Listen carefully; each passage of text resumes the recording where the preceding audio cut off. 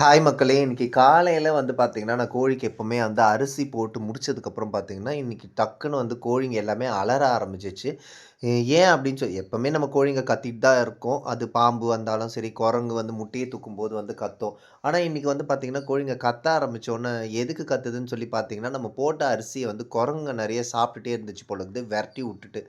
அப்ப எனக்கு ஒரு சின்ன சத்தம் கேட்டது. கோழி பயங்கரமா கத்துறா மாரி. ஆனா, எனக்கு கொஞ்சம் டவுட் இருந்துச்சுங்க. என்ன அப்டின்னா, அ கோழி ஏதாவது கிணத்துல விழுந்துட்டுருக்குமா? அப்டின்ற மாரி நான் போய் பார்க்கும்போது வந்து பார்த்தீங்கன்னா, கோழி நான் நெனச்ச மாரியே கிணத்துக்குள்ள தான் விழுந்திருந்தது. அது ரொம்ப நேரம் எப்டி நமக்கு நீச்சல் வேற தெரியாதுங்க. நம்ம ஒரு டுபாகூரு. அதனால வந்து நம்ம இறங்கவும் முடியாது. எப்டி தான் இத காப்பாத்துறது அப்டின்னு தெரியாம நம்ம பக்கெட்ல கயிற கட்டி கொஞ்ச நேரம் போராடினேன் தான். எப்டியோ வந்து பார்த்தீங்கன்னா, நான் வெளில எடுத்துட்டேன். வெளில எடுத்தோனே பார்த்தீங்கன்னா, அந்த கோழி வந்து உள்ளேயே வந்து பார்த்தீங்கன்னா, தண்ணிக்குள்ளேயே வந்து நடுங்க ஆரம்பிச்சுச்சுங்க. ஏன்னா, நம்ம ஊர்ல வந்து பனி நெறைய பெய்யுது அப்படின்றதுனால, கிணத்துல இருக்கிற தண்ணி வந்து அவ்ளோ கூலிங்கா இருந்துச்சு போல.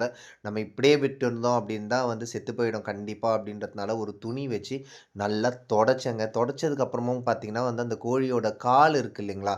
அந்த கால் வந்து பார்த்தீங்கன்னா, அப்படியே மடக்குன மாதிரி ஆயிடுச்சு. ஐயோ! இந்த மாதிரி இருந்தா என்ன ஆகும் அப்படின்னு சொல்லிட்டு, அதுக்கப்புறமா வந்து இதுக்கு கொஞ்சம் நெருப்பு மூட்டி, கொஞ்சம் அனல் கொஞ்சம் குடுத்தோம் அப்டின்னா, கொஞ்சம் சரியாயிடும். அதுக்கேத்த மாரி பார்த்தீங்கன்னா, நம்ம ஊர்ல வந்து இன்னைக்கு பார்த்து வெயிலே இல்ல. நேத்தெல்லாம் ஓரளவுக்கு வெயில் இருந்துச்சு.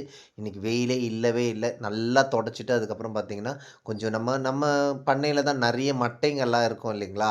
அத எல்லாத்தையுமே கொஞ்சம் கொஞ்சமா எடுத்துட்டு வந்து போட்டு, அதுக்கப்புறமா கொஞ்சம் அனல்ல காமிச்சோனே பார்த்தீங்கன்னா, கொஞ்சம் நார்மலா ஆக ஆரம்பிச்சுச்சு. எனக்கு ஒரு சின்ன பயம் இருந்துச்சு. இந்த கோழிக்கு ஏதாவது ஒண்ணு ஆகுமா? ஏன் அப்டின்னா, அது விழுந்த உடனே பார்த்தீங்கன்னா, அதுக்கு கண்டிப்பா அந்த மரண பயம் அப்படின்றது வந்து கொஞ்சம் வந்துருச்சு போல இருக்குங்க. ஏன்னா, அது ரொம்ப டல் ஆயிடுச்சு. ஆனா கடவுளுக்கு வந்து ஒரு நன்றி சொல்லணும். என்ன அப்படின்னா, நேத்து நான் வந்து கோயிலுக்கு போயிருந்தேன். அந்த நேரத்தில இத பாருங்க எப்படி உதவுதுன்னு சொல்லிட்டு, அம்மா தான் புடிச்சிட்டு இருக்காங்க. நேத்து நான் கோயிலுக்கு போயிருக்க நேரத்தில இந்த மாரி ஆயிருந்தது அப்படின்னா, கண்டிப்பா இந்த கோழிய வந்து காப்பாத்தியிருக்க முடியாது. இன்னைக்கு நான் வீட்ல இருக்கிறதுனால வந்து எப்படியோ நான் காப்பாத்திட்டேன். எனக்கு வந்து இது ஒரு ஃபர்ஸ்ட் டைம்ன்னு சொல்லலாமா எப்படின்னு நமக்கு தெரியல. ஏன்னா, கோழி வந்து கிணத்துல விழுந்து இறந்து தான் போயிடும் நான் இல்லாத நேரத்துக்கு. பட் இத வந்து எப்படியோ காப்பாத்திட்டேன். பாருங்களேன் இத தனியா உட்கார வச்சா கூட வந்து எப்படி அமைதியா இருக்குன்னு சொல்லிட்டு, ஒரு கோழி வந்து கூப்பிடுது போல, "வா விளையாட போலான்னு."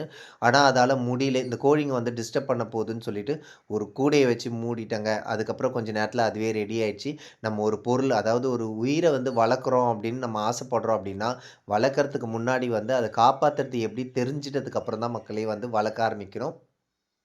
அப்பதான் எந்த ஒரு பிரச்சனையும் இல்லாமயே வந்து நம்மளால சக்சஸ்ஃபுல்லா வளர்க்க முடியும். இந்த வீடியோ வந்து கிராஸ் பண்ணும்போது லைக், சப்ஸ்கிரைப் அப்படி தட்டிட்டு போங்க. எல்லாரும் ஹேப்பியா இருங்க. பாய் மக்களே!